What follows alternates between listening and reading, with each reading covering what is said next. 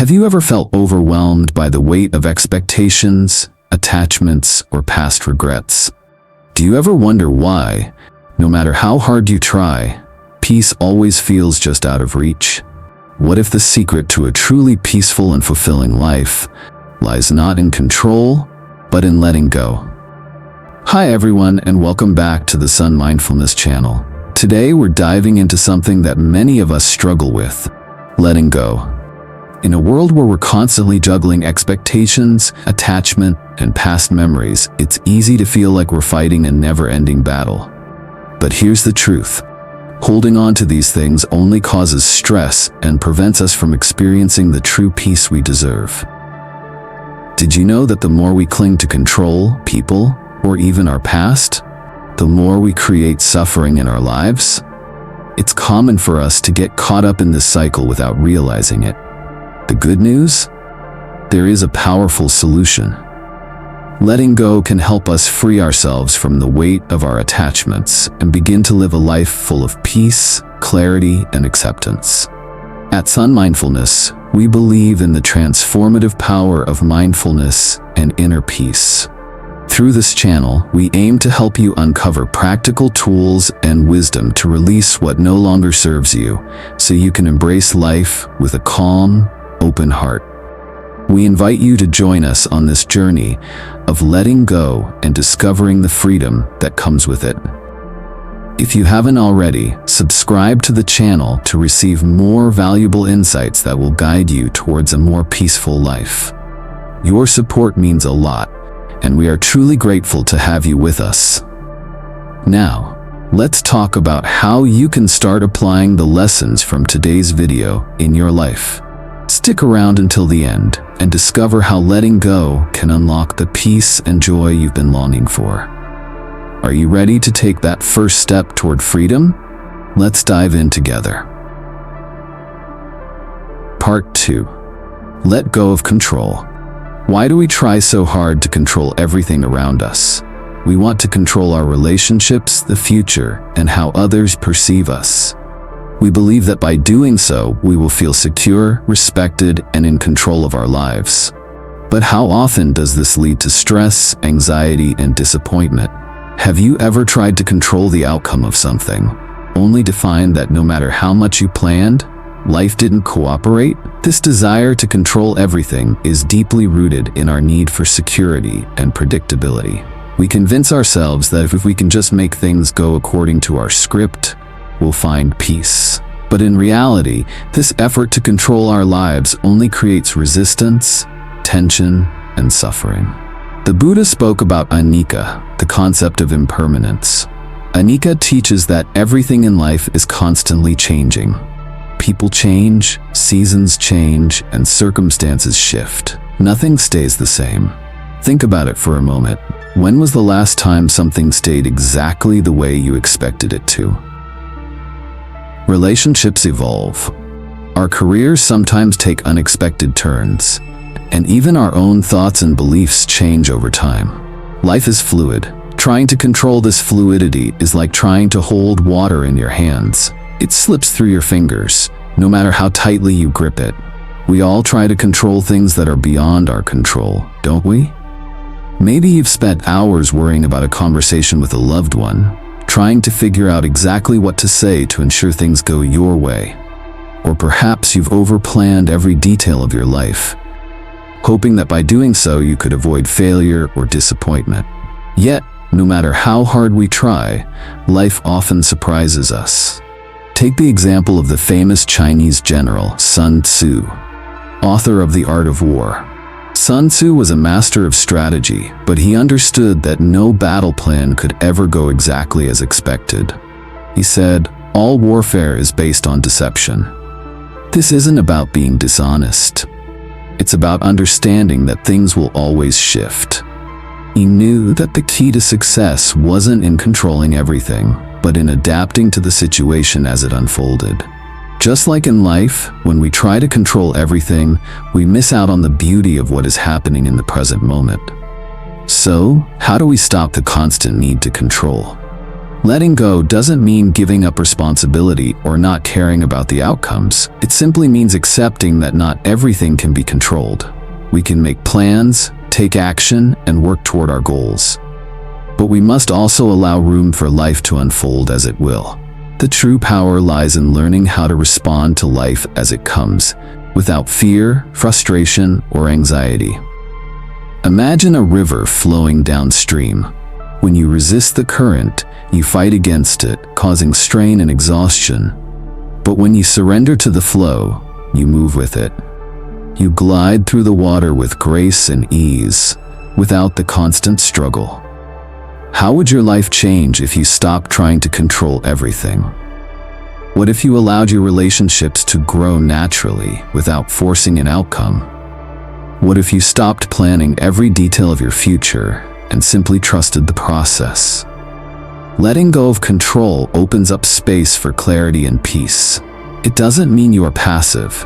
It means you are active in choosing your responses without being tied to an expected outcome. The moment you let go of control is the moment you discover a deeper sense of peace. You no longer have to fight against the flow of life. You stop clinging to rigid outcomes and allow things to unfold as they are meant to. And in this freedom, you find clarity, wisdom, and peace. This brings us to the next essential step in finding peace: letting go of attachment. Attachment is often at the root of our need to control. In the next part, we'll explore how attachment to people, things, and even outcomes can cause suffering. Let's dive into how you can free yourself from the chains of attachment and embrace the freedom that comes with releasing what no longer serves you. Part 3. Let go of attachment. Have you ever felt truly attached to something or someone? Maybe a relationship, a possession, or even a particular outcome you were hoping for. At some point, we all find ourselves clinging to something, thinking that it will bring us lasting happiness.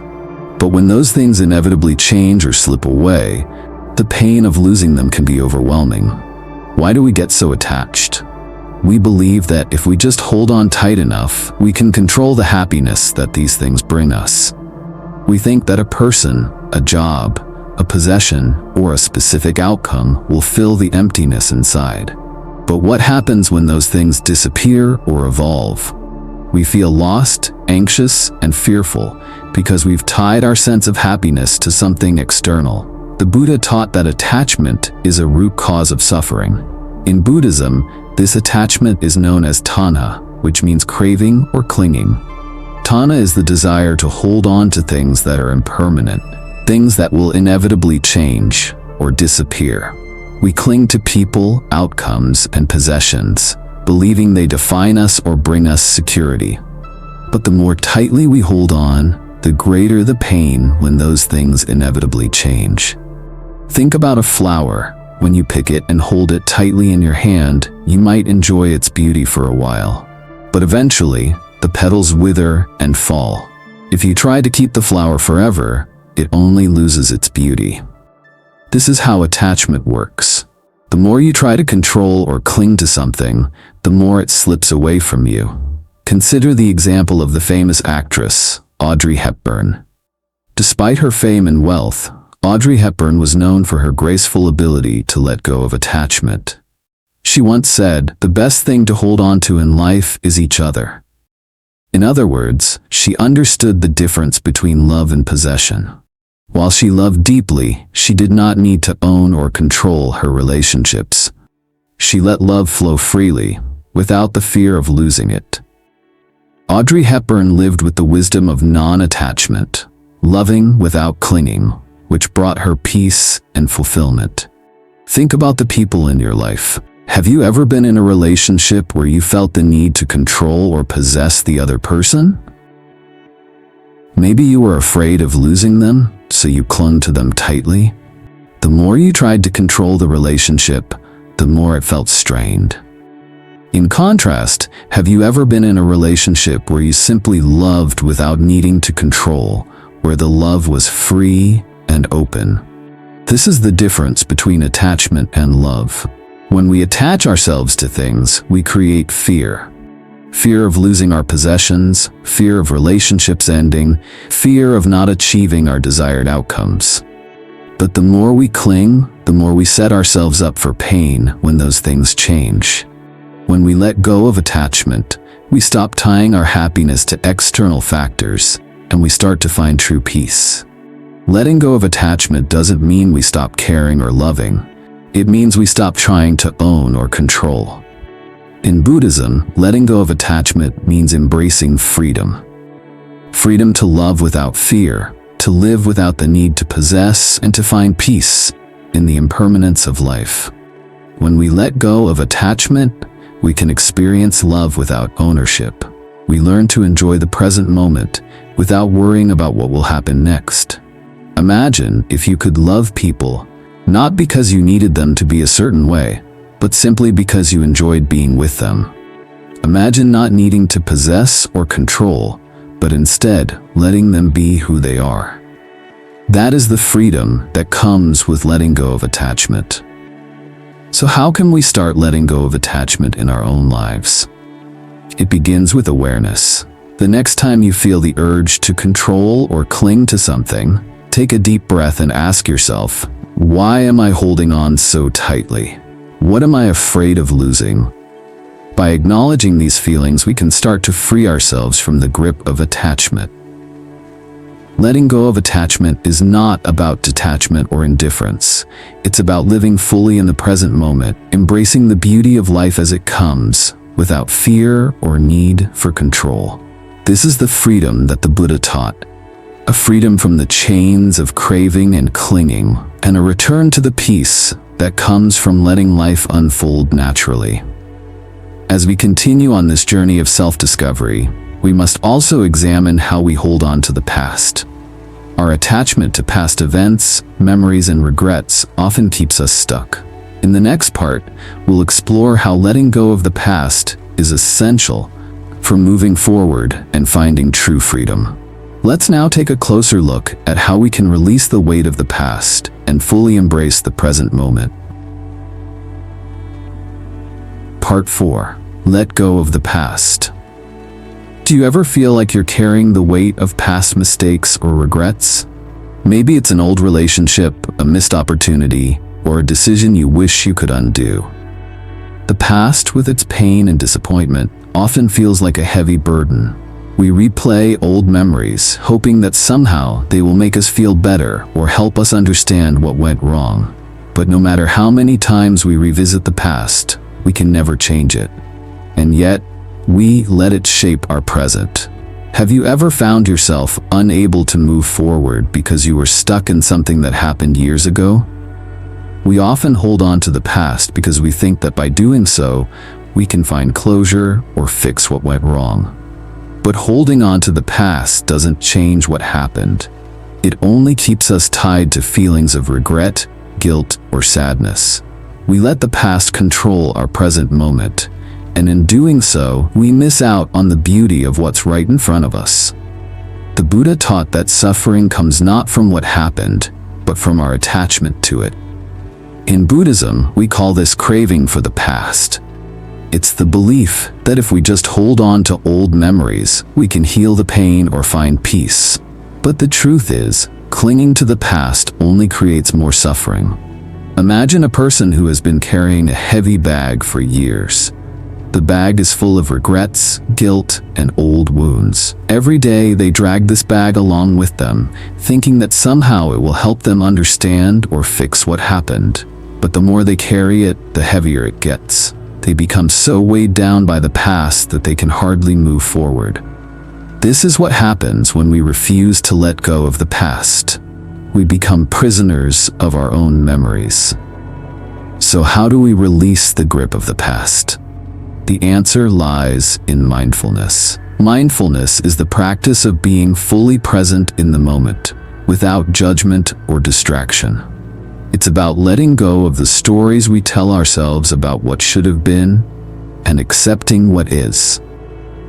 When we are mindful, we stop focusing on what happened and start focusing on what is happening now.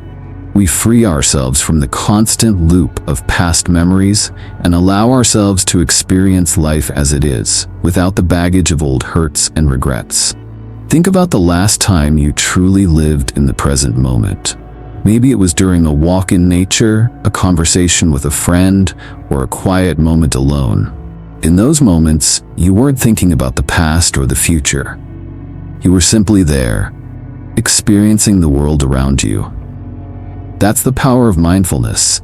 It allows us to release the past and step into the freedom of the present. A powerful example of this comes from the life of Nelson Mandela. Mandela spent 27 years in prison, separated from his family and his country. When he was released, he could have carried the pain of his past with him. Anger toward those who had imprisoned him, bitterness over the years lost. But instead, Mandela chose to forgive. He understood that if he held on to his anger and resentment, he would never be free.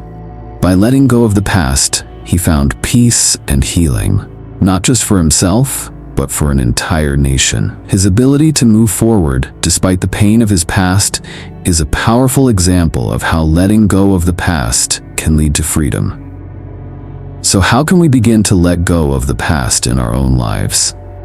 It starts with a simple decision: to stop living in the shadows of old memories.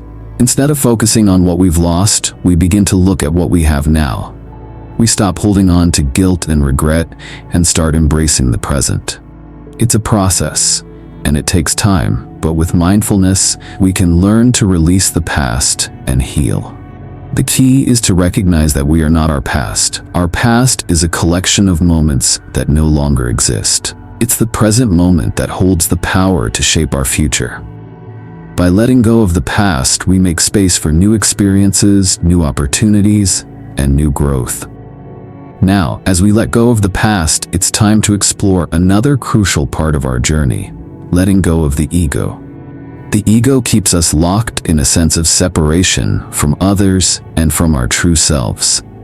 In the next part, we'll dive into how letting go of the ego can bring us peace, humility, and a deeper connection with life itself. Let's move forward and discover the freedom that comes with releasing the ego. Part 5. Let go of ego. Have you ever found yourself in a situation where you felt the need to prove yourself? Maybe you wanted to be recognized, validated, or seen as better than others. This need to prove ourselves, to be superior or right, is driven by the ego. But what exactly is the ego, and why does it cause so much suffering? The ego is the false sense of self that we cling to. It tells us who we are based on our achievements, status, opinions, and even our physical appearance. The ego creates a separation between us and them. It says, "I am different, I am better, I need to be right." But in reality, the ego is just a collection of labels and stories that we tell ourselves. It's not who we truly are. Do you ever find yourself comparing yourself to others? The ego thrives on comparison. It constantly measures your worth against someone else's. It whispers in your ear that you need to have more, be more, do more to prove you're valuable. The ego fuels feelings of isolation and separation because it encourages us to see ourselves as separate from others. But the more we cling to the ego, the more we distance ourselves from true peace and connection. The Buddha taught the concept of anatta, or non-self. Anatta is the understanding that there is no permanent, unchanging self. The self that we identify with, the ego, is an illusion. Our true nature is beyond these labels. When we let go of the ego, we reconnect with our authentic self, the part of us that is whole, interconnected, and at peace. Imagine a river flowing downstream. The river does not have a fixed shape. It moves, it changes, it adapts to the landscape. In the same way, our true self is not fixed or rigid. It is fluid, open, and in harmony with the world around us. But when we cling to the ego, we become like a dam trying to block the flow. We resist life's natural currents, and in doing so, we create conflict and suffering. Think about how the ego affects your relationships. Have you ever been in an argument where both sides just couldn't back down because the ego was in control? The ego needs to be right. It demands validation, control, and power. It says, I must win this argument to maintain my sense of worth. But in doing so, we lose connection with the other person. Instead of listening, understanding, and growing together, we're more concerned with proving our own point. This is where the ego wreaks havoc, by causing division instead of fostering unity. Consider the story of Mahatma Gandhi, who is known for his humility and deep understanding of the human spirit. During the Indian independence movement, Gandhi was often confronted with hostile opponents, yet he never allowed his ego to drive him. He practiced nonviolence and self-control, teaching his followers to let go of the need to dominate or overpower others. In doing so, he was able to lead a nation to independence without bloodshed. Gandhi's ability to detach from his ego allowed him to create meaningful change and foster peace in a world full of conflict. His example shows us how letting go of the ego doesn't make us weaker. It makes us stronger and more connected to the world around us. Have you ever experienced a moment of true peace? Perhaps it was during a time when you weren't trying to prove yourself or compete with others. Maybe you were simply present, accepting things as they were. That feeling of peace is our true nature, free from the grasp of the ego. When we let go of the need to be seen, to be right, or to be superior, we are free to experience life with a sense of ease and harmony. The ego also often holds us back from personal growth. It tells us that we must protect our image, avoid failure, or avoid discomfort. But this desire to protect the ego keeps us from embracing the challenges that help us grow. When we release the ego, we open ourselves to vulnerability, learning, and growth. So, how do we begin to let go of the ego? The first step is to notice it. When we catch ourselves comparing, judging, or feeling superior, we can gently remind ourselves that these thoughts are driven by the ego. We can practice humility by allowing others to shine without feeling threatened. We can choose connection over competition, understanding over judgment, and love over fear. Letting go of the ego doesn't mean losing our sense of identity or purpose. It means letting go of the false stories we tell ourselves about who we are. It means embracing the truth that our worth is not based on external validation, but on our inner peace and connection with others. As we let go of the ego, we move closer to our true selves, more compassionate, more open, and more at peace. This is the freedom that the Buddha spoke of. Freedom from the prison of the ego and the ability to live fully in the present moment. Now that we've explored the ego, it's time to turn our attention to expectations. Expectations often tie us to the past or future, creating disappointment and frustration when life doesn't meet our imagined outcome. In the next part, we'll look at how letting go of expectations can bring us greater peace and freedom. Let's dive into how we can release the need for things to be a certain way and find peace in the way things actually are. Part 6. Let go of expectations. How often do you find yourself feeling disappointed because things didn't go the way you expected? Maybe you planned for a perfect vacation, only to face delays and setbacks. Or perhaps you expected a friend or loved one to behave a certain way, only to be let down when they didn't. Expectations have a powerful grip on our emotions and actions. They create a mental blueprint of how life should unfold. And when things deviate from that plan, we feel frustrated, upset, or even resentful. Why do we have expectations in the first place? We expect things to go our way because it feels safer, more comfortable. When we imagine the future or interact with others, our minds create a picture of how things should be.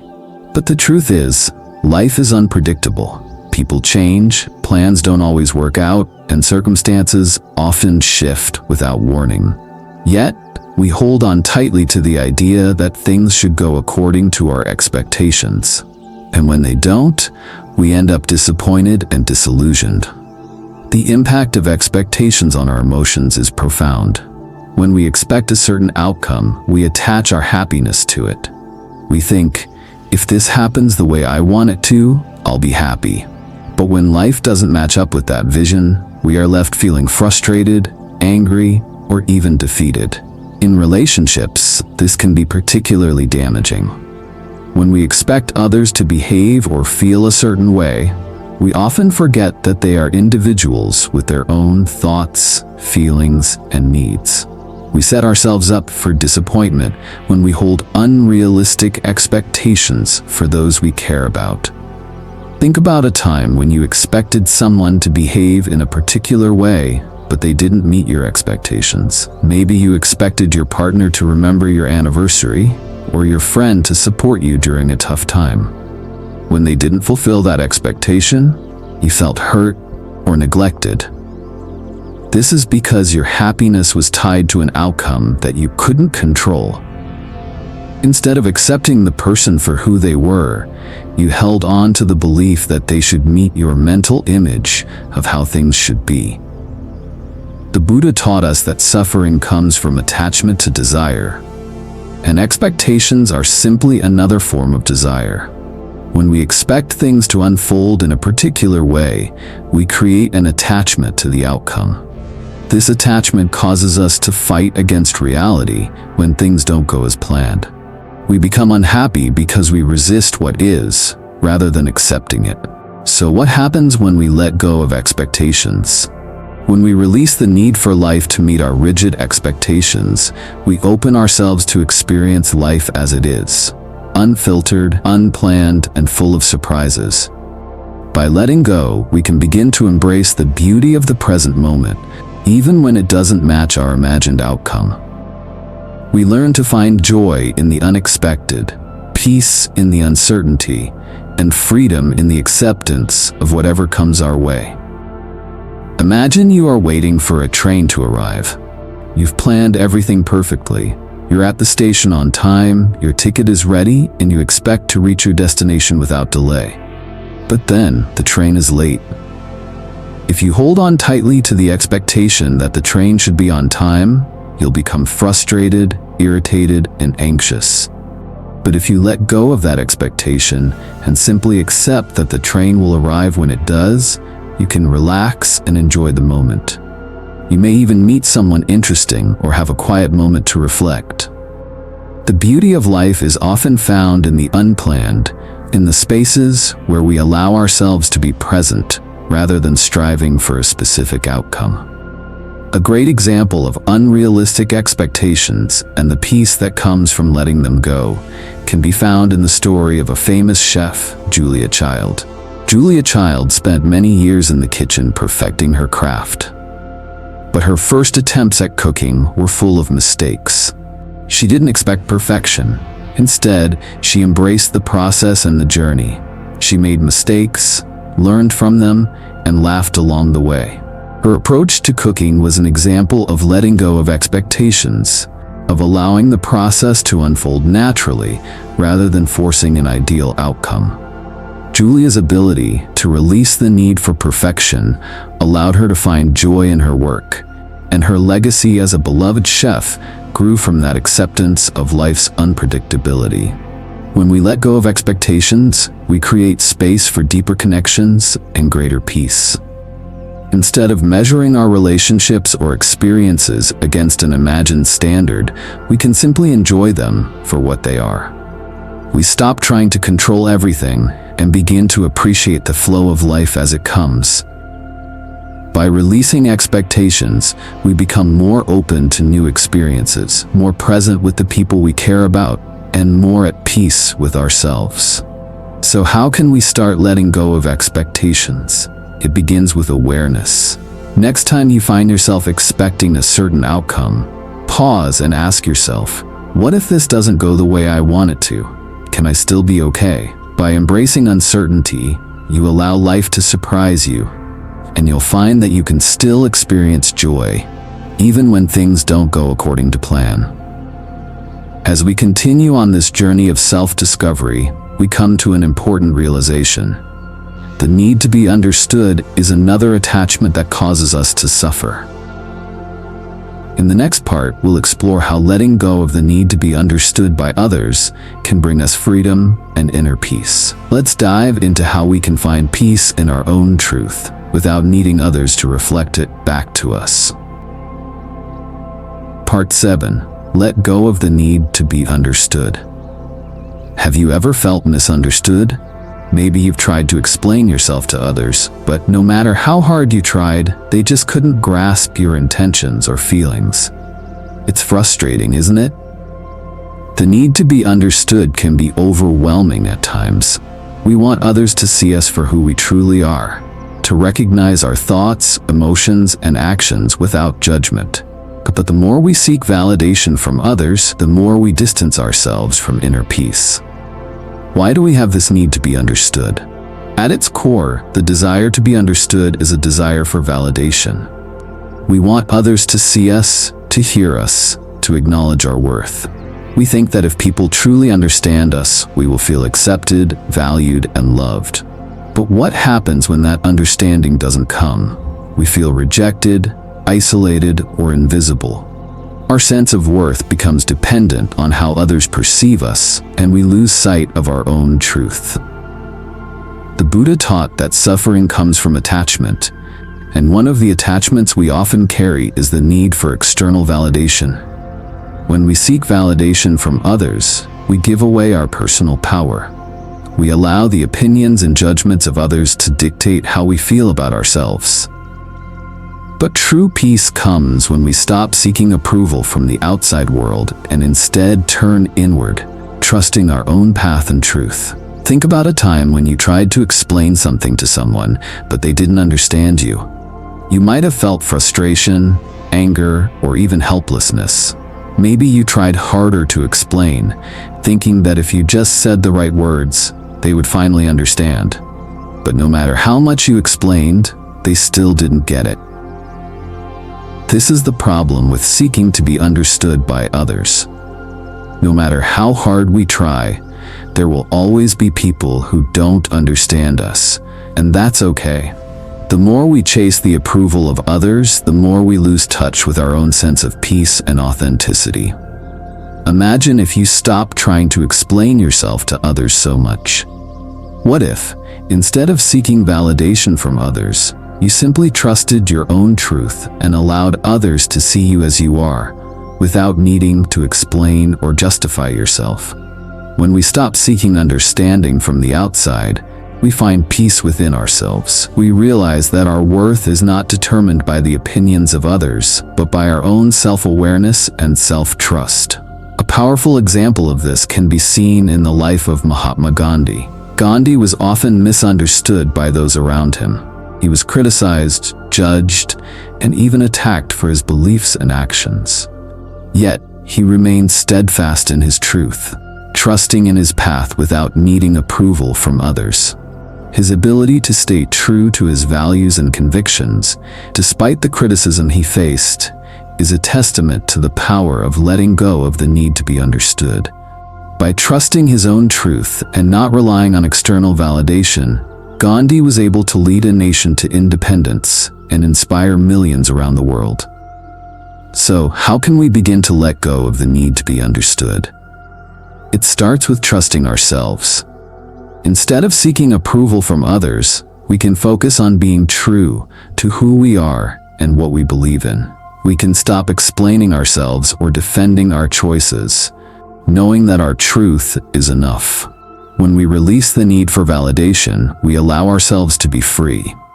We no longer rely on the opinions of others to feel good about ourselves. Letting go of the need to be understood is not about becoming detached or uncaring. It's about realizing that we don't need the approval of others to live our truth. We can still love, care for, and support others without needing them to understand every part of us. In fact, the more we embrace our own truth, the more we can genuinely connect with others, without the need to force understanding or validation. By trusting in our own path, we open ourselves to a deeper sense of self-trust and inner peace. When we stop relying on others to define us, we can find the freedom to truly be ourselves.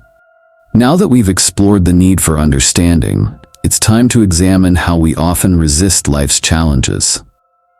Resistance creates tension and prevents us from experiencing the present moment as it is. In the next section, we'll discuss how letting go of resistance can bring us peace, acceptance, and the ability to move through life with grace. Let's dive into how embracing life as it is, without fighting it, can lead us to true freedom. Part 8. Let go of resistance. How often do you find yourself fighting against life's challenges? Perhaps you've faced a difficult situation, a setback at work, a health issue, or a relationship problem, and your first instinct was to resist. You might have wished that things were different, tried to force a change, or gotten frustrated because life wasn't going according to your plan. But have you ever noticed how resistance creates more stress and suffering? It's like trying to swim upstream against a powerful current. The harder you fight, the more exhausted and overwhelmed you become. Why does resistance cause so much suffering? At its core, resistance is a form of denial. We resist life's natural flow because we don't want to accept things as they are. We believe that if we push against the current, if we struggle enough, things will change or improve. But the truth is, resistance only deepens the pain. It keeps us stuck in frustration and dissatisfaction because we are constantly at odds with reality. The Buddha taught that suffering arises not from the challenges we face, but from our resistance to them. When we resist life, we create tension within ourselves. We say, "This shouldn't be happening. I don't want this. I can't handle this." But by resisting, we deny the reality of the present moment. We make ourselves miserable by fighting against something we can't control. Think about it for a moment. When was the last time you resisted a difficult situation? Maybe you were upset about something that didn't go your way. You argued, complained, or tried to make it different, only to feel more drained and powerless. The more you resisted, the more the situation seemed to hold power over you. But what if, instead of fighting against it, you simply allowed it to be? What if you let go of the need to control the outcome and embraced the reality of the moment? Radical acceptance is the practice of accepting life exactly as it is, without judgment or resistance. It's about acknowledging that life is full of ups and downs, and that we cannot always control what happens. Radical acceptance doesn't mean we like everything that happens, or that we passively give up. It means we stop fighting against the things we cannot change and find peace in the present moment. When we accept life as it comes, we free ourselves from the suffering of resistance. We allow life to unfold naturally, without the constant struggle. This doesn't mean we stop taking action or making plans, but it means we stop forcing outcomes or insisting that life go our way. An example of radical acceptance can be seen in the story of Eckhart Tolle, the spiritual teacher and author of The Power of Now. Tolle went through a period of deep depression and emotional suffering. One night, he hit rock bottom and had a profound realization: I cannot live with myself any longer. In that moment, he experienced a shift in consciousness. Instead of resisting his feelings or trying to escape them, he surrendered to the present moment. He stopped fighting his thoughts and emotions and accepted his situation without judgment. This radical acceptance led to a profound sense of peace, and Tolle went on to become a spiritual teacher, helping others discover the peace that comes with surrendering to life's flow. So, how can we practice letting go of resistance in our own lives? It begins with awareness. Next time you face a challenge, notice your first reaction. Do you resist? Do you try to force a solution? Or do you let go of the need to control? Practice acceptance by acknowledging the situation without judgment. Instead of fighting it, allow it to be as it is. This doesn't mean you condone something negative or that you stop trying to improve things. It simply means that you stop resisting the reality of what is, and from there, you can move forward with clarity and peace. When we stop resisting, we stop fighting the current. We begin to flow with life, moving with grace and ease through both challenges and opportunities. By letting go of resistance, we create space for peace, growth, and acceptance. This is how we cultivate true freedom. Now that we've explored the importance of letting go of resistance, we come to the final step in our journey, finding peace through surrender and trust in life's process. Let's take a moment to reflect on all the wisdom we've explored and how letting go can transform our lives. In the next part, we'll conclude with how this practice can bring us lasting inner peace and freedom. Conclusion: embrace the power of letting go.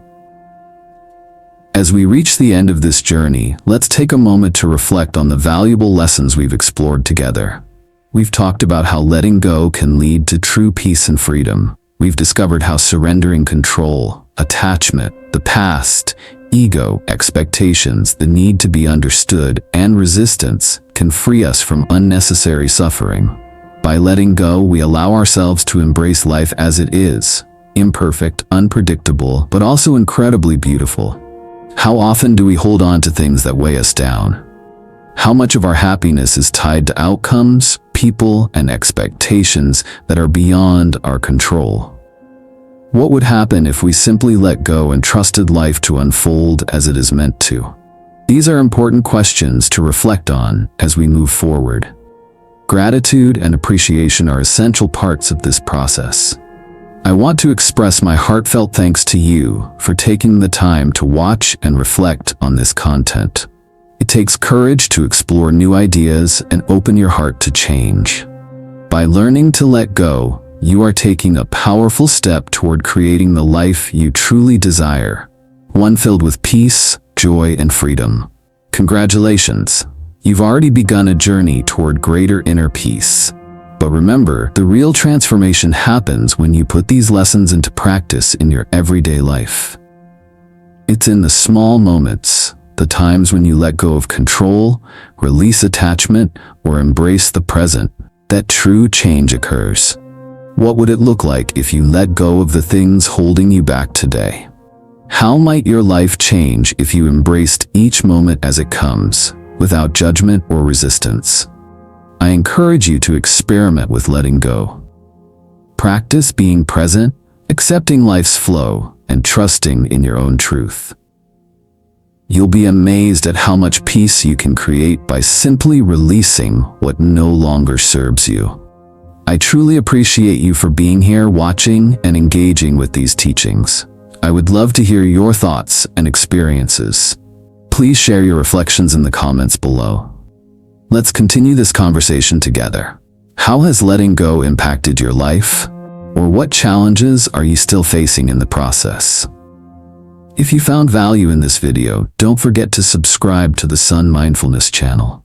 By subscribing, you'll be able to continue receiving insights and wisdom on how to live a more mindful and peaceful life. And if you think others could benefit from these lessons, please share this video with them. Wishing you health, peace, happiness, and abundant blessings. May you find joy in the process of letting go. And may your heart be light and full of love. Thank you again for watching, and I look forward to connecting with you again soon. Thank you.